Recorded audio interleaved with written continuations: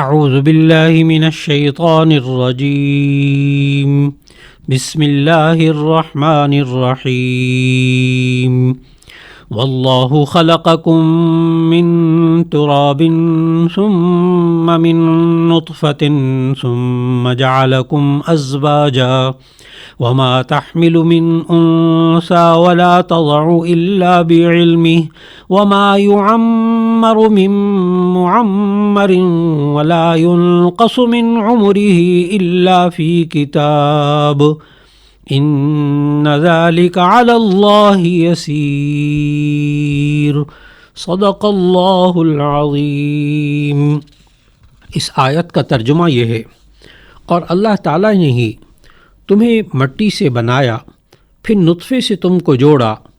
اور کوئی حاملہ عورت نہ ہوتی اور نہ جنتی مگر اس کے علم سے،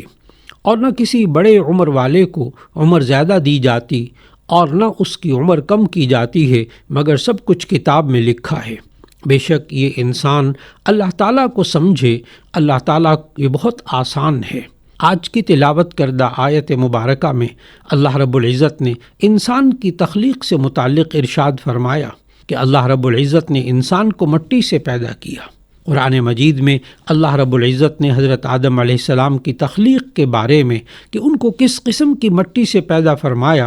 مختلف آیات میں مختلف اقسام کی مٹی کا ذکر فرمایا۔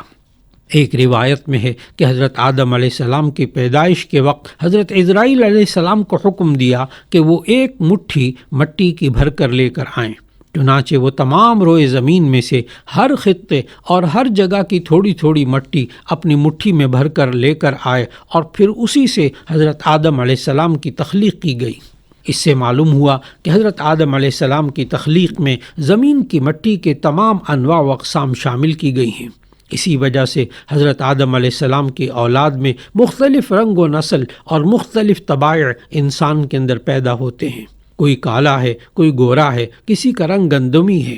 اسی طرح کچھ انسان اپنی طبیعت اور مزاج کے اعتبار سے نرم، خوش اخلاق اور میٹھی زبان کے ہوتے ہیں۔ کچھ لوگوں کی طبیعت سخت اور تیز اور غیر معتدل ہوتی ہے۔ بعض انسان فطرتاً پاک صاف ہوتے ہیں اور بعض گندگی اور نجاست میں ملوث رہتے ہیں۔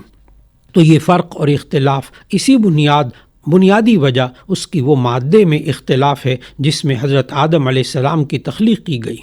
اللہ رب العزت نے حضرت آدم علیہ السلام کو مٹی سے پیدا فرمایا، اور مٹی کی مختلف مراحل سے یہ گزر کر انسان کا اول ڈھانچہ تیار کیا۔ یہی وجہ ہے کہ جب سیدنا آدم علیہ السلام اور ان کی تخلیق کا ذکر آتا ہے تو کبھی ایک مرحلے سے اس کا آغاز کیا جاتا ہے، کبھی دوسرے مرحلے سے ابتدا ذکر کی جاتی ہے۔ چنانچہ اللہ رب العزت نے قرآن مجید میں 7 قسم کی مٹی کا ذکر فرمایا۔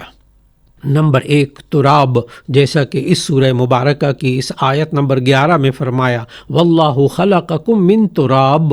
کہ اللہ تعالیٰ نے تم کو مٹی سے پیدا کیا۔ اصل میں تراب کہتے ہیں گہرے بھورے رنگ کا مادہ جو زمین کے دیگر اجزاء کے ساتھ ملا ہوتا ہے۔ دوسری چیز اللہ نے بتائی ماء، سورۃ الانبیاء کی آیت نمبر 30 میں فرمایا وَجَعَلْنَا مِنَ الْمَاءِ كُلَّ شَيْءٍ حَيٍّ، اور ہم نے پانی سے ہر زندہ چیز بنائی۔ تو یہاں دوسری چیز جس سے اللہ نے چیزوں کو بنایا تو آدم علیہ السلام کی تخلیق میں جہاں مٹی کا ذکر ہے وہ پانی کا بھی ذکر ہے۔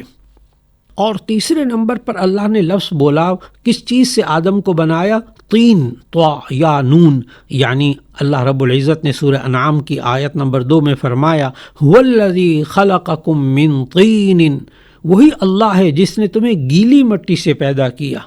طین کہتے ہیں جب مٹی میں پانی مل کر گارا بن جائے تو اس گارے کو عربی میں طین کہتے ہیں۔ پھر چوتھی چیز تخلیق کے اللہ نے یہ ذکر فرمائی کہ حضرت آدم علیہ السلام کی تخلیق کے لیے جس مٹی کا ذکر فرمایا وہ ہے طین اللازب۔ سورہ صافات کی آیت نمبر 11 میں فرمایا انا خلقناہم من طین اللازب، بے شک ہم نے ان کو لیس دار مٹی سے پیدا کیا۔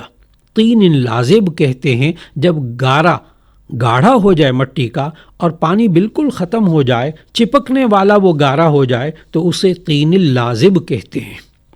اور پانچویں قسم مٹی کا اللہ نے جو ذکر کیا قرآن مجید میں آدم کی تخلیق کے سلسلے میں، وہ سورہ حجر کی آیت نمبر 26 میں فرمایا وَلَقَدْ خَلَقْنَا الْإِنسَانَ مِنْ صَلْصَالٍ مِّنْ حَمَإٍ مَّسْنُونٍ، ہم نے انسان کو سڑے ہوئے گارے کی کھنکھناتی ہوئی مٹی سے پیدا کیا۔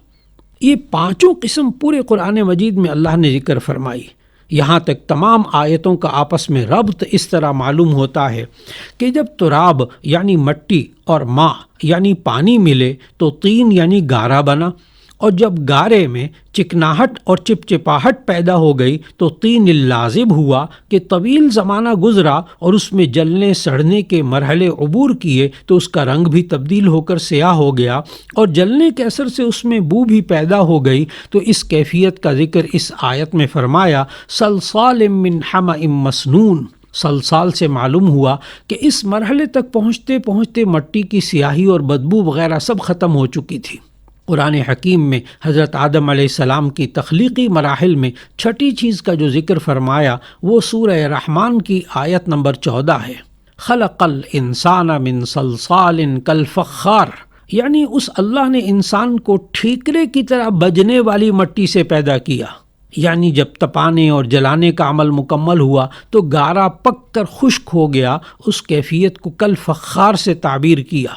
عربی میں ہر نفیس اور عمدہ چیز کو فاخر کہتے ہیں، یعنی ٹھیکرے کی طرح پک کر خشک ہو جانا اور کثافتوں سے پاک ہو کر نہایت لطیف اور عمدہ حالت میں آ جانا۔ اور آخری مرحلہ جس کا ذکر اللہ رب العزت نے سورہ مؤمنون کی آیت نمبر 12 میں فرمایا وَلَقَدْ خَلَقْنَا الْإِنسَانَ مِنْ سُلَالَةٍ مِّن طِينٍ، اس آیت مبارکہ میں لفظ سلالہ فرمایا جس کا معنی ہے میل کچیل سے اچھی طرح صاف ہو جانا، یعنی مٹی میں سے چنا ہوا اور جوہر جسے اچھی طرح میلے پن سے پاک صاف کر دیا گیا ہو۔ اس کے بعد سورہ فاطر کی اس آیت نمبر 11 میں اللہ رب العزت نے حضرت آدم علیہ السلام سے آگے جو نوع انسانی وجود میں آئی اس کا تذکرہ فرمایا، اور پھر اس آیت کے مبارکہ کے آخر میں فرمایا وَمَا يُعَمَّرُ مِن مُعَمَّرٍ وَلَا يُنْقَصُ مِنْ عُمُرِهِ إِلَّا فِي کتاب، نہ کسی بڑے عمر والے کو عمر زیادہ دی جاتی ہے اور نہ اس کی عمر میں کمی کی جاتی ہے، مگر سب کچھ اللہ کے ہاں کتاب میں لکھا ہوا ہے۔ اس آیت مبارکہ کے دو مفہوم مفسرین ذکر فرماتے ہیں۔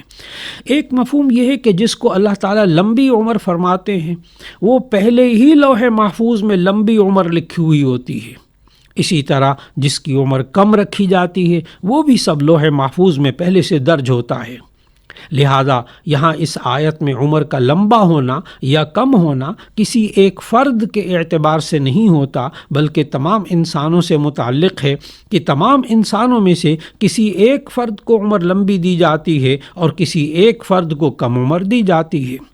دوسرا مفہوم اس آیت کا یہ ہے کہ اگر عمر کی زیادتی یا کمی ایک ہی شخص سے متعلق کہا جائے تو عمر میں کمی کا مطلب یہ ہے کہ ہر آدمی کی جو عمر اللہ نے لکھ دی ہے وہ یقینی ہے، اور جس دن گزرتا ہے اس مقررہ مدت کے اندر اس کی عمر میں ایک دن کی کمی کر دیتا ہے، پھر 2 دن گزرتے ہیں تو اس کی زندگی میں 2 دن کم ہو جاتے ہیں، اسی طرح ہر دن بلکہ ہر سانس اس کی عمر کو گھٹاتا رہتا ہے۔ امام نسائی رحمہ اللہ نے اس آیت مبارکہ کی تفسیر میں حضرت انس بن مالک رضی اللہ تعالیٰ عنہ سے ایک روایت نقل فرمائی ہے کہ رسول اللہ صلی اللہ علیہ وسلم نے فرمایا من سرہ ان یبسط له فی رزقہ وینسع له فی اثرہ فلیصل رحمہ، یعنی جو آدمی یہ چاہتا ہے کہ اس کے رزق میں وسعت ہو اور اس کی عمر میں اضافہ ہو تو اسے چاہیے کہ صلہ رحمی کرے، یعنی اپنے رشتہ داروں کو جوڑے رکھے، ان کے ساتھ اچھا سلوک کرے۔ یہاں اس روایت میں عمر لمبی ہونے سے مراد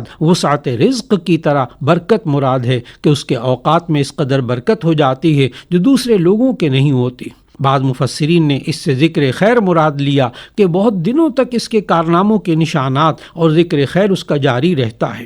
اور تیسرا معنی اس حدیث مبارکہ کا یہ کیا گیا کہ عمر میں اضافے سے مراد اس کی اولاد میں اضافہ ہوتا ہے جس کا سلسلہ اس کے مرنے کے بعد بھی دیر تک رہتا ہے۔